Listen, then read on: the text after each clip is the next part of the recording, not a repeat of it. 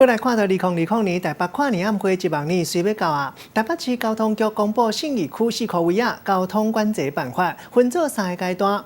为3日暗时7点起开始管制车，敢若会当出，袂当入。暗时10点了后，交通管制范围更加宽阔，到光复南路这路段车全面袂当出入。另外，附近市府转运站嘛会管制，台北甲桃捷运42点钟拢无收班，要来疏运人客。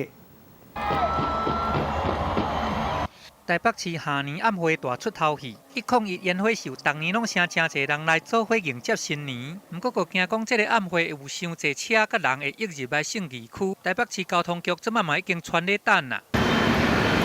市府头前一级政区的这个4颗链长的路口，拢已经有来放这个交通管制的看板，分做3个阶段来甲管制。30日的暗时7点到8点，松仁路以西啊信义路以北的路段，车简单会当出去，袂当入来。到暗时8点到10点的时阵，嘛分开到逸仙路甲仁爱路，也若10点一直到元旦的这个繁星3点。实施第3阶段的扩大管制范围，所有的车辆拢袂当出入。晚会会场周边的公车，我们也会加密班次。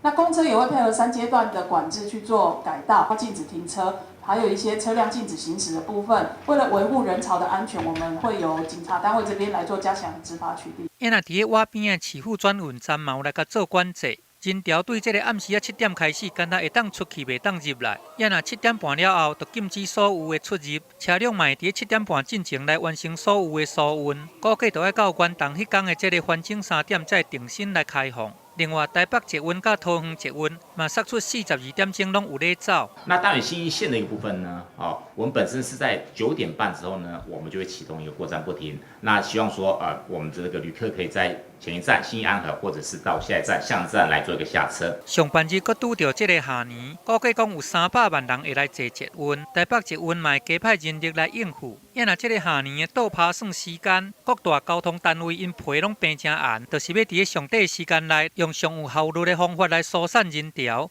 记者综合报道。